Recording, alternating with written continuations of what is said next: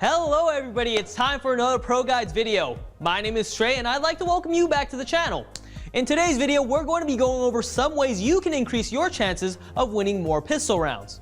Pistol rounds are important for building momentum on your team and can really give you a head start in the game if you take advantage of it. And without further ado, let's take an in-depth look at the pistol round and some things you can do to increase your chances of winning them. So before we talk about some ways you can win more pistol rounds, I want to talk about why winning the pistol round is important and the impact it can have on the rest of the game. While the pistol round is only one round, it can easily affect the next few rounds as well due to the game's economy system. If you win the pistol round, you can buy SMGs to farm more money against unarmored opponents, which allows you to build up a large economy with your team. Having the extra money can mean the difference between buying or saving on the fourth round. If you win the first two rounds but lose the first gun round, you're still up 2-1 and you can buy again to fight for your lead. If you lose the first two rounds and lose the first gun round, you're down 0-3 and you have to save again, which will likely make the score 0-4.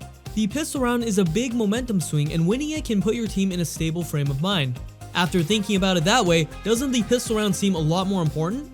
Before we continue, it's time for our question of the day. Today's question is, what do you usually buy on pistol rounds? As a support player, I like to buy 2 flashbangs and a defuse kit if I'm on CT. That way I can set my teammates up to get kills as well as have a few extra seconds to retake the bomb site if needed. Not having armor on a pistol round can be annoying, but I trust my teammates to get the job done. With that out of the way, let's get back into the video. So at this point, you should understand why the pistol round is so important. Now that you understand, let's talk about why you should play the pistol round from both a T and a CT perspective. As terrorists, your first priority on the pistol round should be planting the bomb. The Ts have an advantage that CTs don't, which is the extra money gained from a bomb plant. If you lose the round but manage to plant the bomb, everyone on your team gets an extra $800. That extra $800 can actually allow you to buy up and compete with the CT anti-eco buy, but we'll talk about that in detail a bit later. The starting T-side pistol, the Glock, has more ammo than its CT counterpart and is much more effective in close range fights. If you're too far away, the Glock won't be a one-hit kill with a headshot, while the USP and P2K will be. With this in mind, you should try to either take these sights that allow for more close range fights or use an assortment of grenades that will let you get close to the enemy. By getting close enough to get a kill with just one headshot, you put yourself on equal footing with the CTs and you can just have a regular aim duel. If you manage to get the bomb planted, try to play a bit more passive than usual. Unless the enemy bought a smoke and a defuse kit, you should just be sitting back and waiting for the CTs to try and find you. By staying in a hiding spot close to the bomb, you force them to take close range engagements with you, in which the Glock is favored. Most players in matchmaking don't buy defuse kits, so unless you hear a smoke along with the defuse sound, it's pretty safe to assume that they're going to have to hold that defuse key for a whole 10 seconds. To be frank, with the change CSGO had with the economy system a while back, CTs are at a disadvantage in this current meta. If the Ts manage to get a bomb plant, they can easily buy back and have a chance at overturning your pistol round win. With this in mind, you should try to deny the bomb plant if possible. That being said though, your first priority should obviously be to win the round. Like I said before, the P2K and USP give you an advantage at longer ranges since the Glock doesn't one-shot you after a certain distance. Use this to your advantage and try to hold from long range positions while still defending the bomb site. One thing you can do on a pistol round is what's called playing the retake. You stack 3 or 4 players toward one site while one player spots the other site from a safe position with a defuse kit. A good example of this is on Mirage, where you stack 4 players towards the B site with one of them leaning towards catwalk and spotting middle, while the A player is in CT spawn with a defuse kit. If the Ts go B, you will likely win the round and also prevent them from planting the bomb. If they decide to go A, you can fight your way on a site with some time to spare since you guys have a defuse kit. Now that you have an idea of how you should be playing the pistol round, let's explore your options in the buy menu. While buying body armor for pistol round is not a bad idea by any means, if you open up your mind to other options, you can find that a couple of grenades or a defuse kit can make a huge difference when used properly. As a terrorist, what you should buy depends on which site you're taking. If you're taking a site with close range fights like A site on Nuke, maybe your whole team just armors up and runs a Glock train into the bomb site. Alternatively, you can buy a smoke grenade to smoke off main, also known as Mini.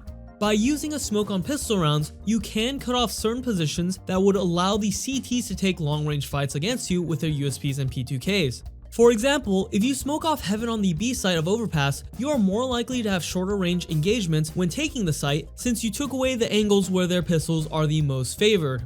If you're already going to buy a smoke, consider picking up some more utility.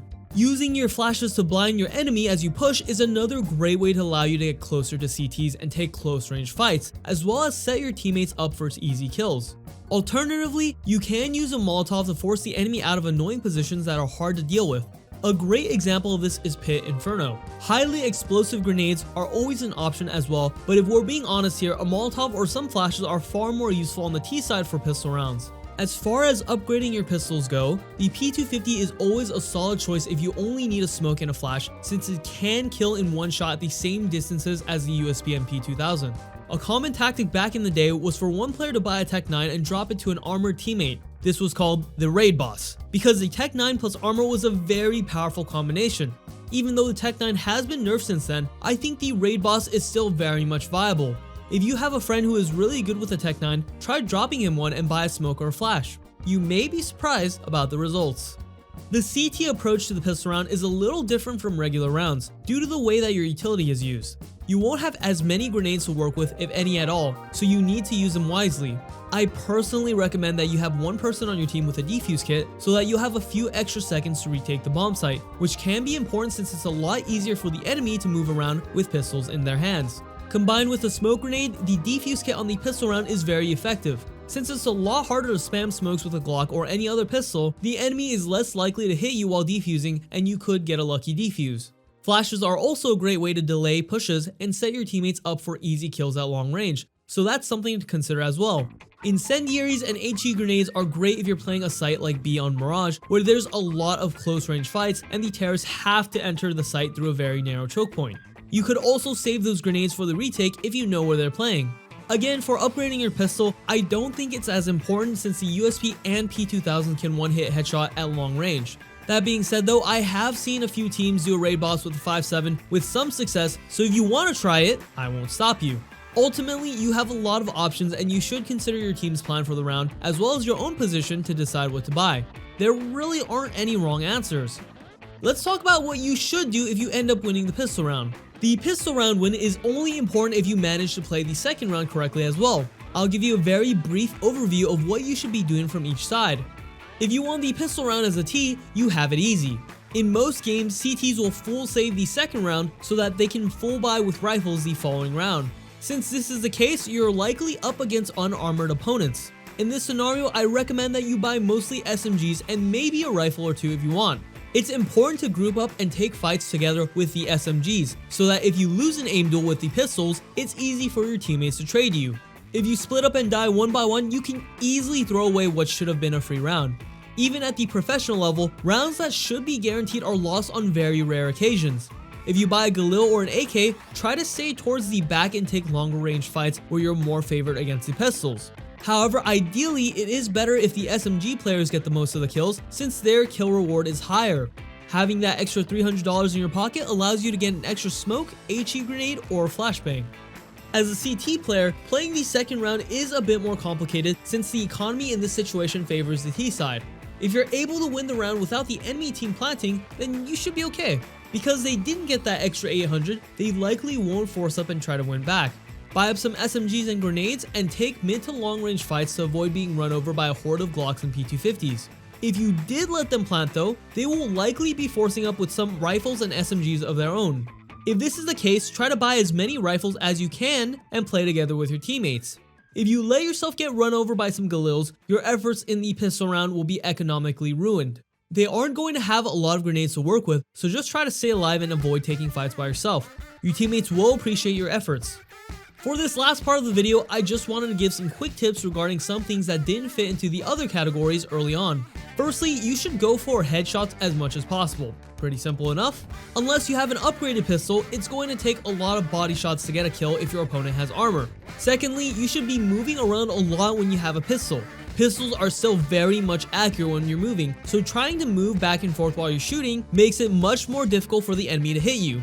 Lastly, if you struggle on pistol rounds, then try to spend some time every day playing Pistol Deathmatch.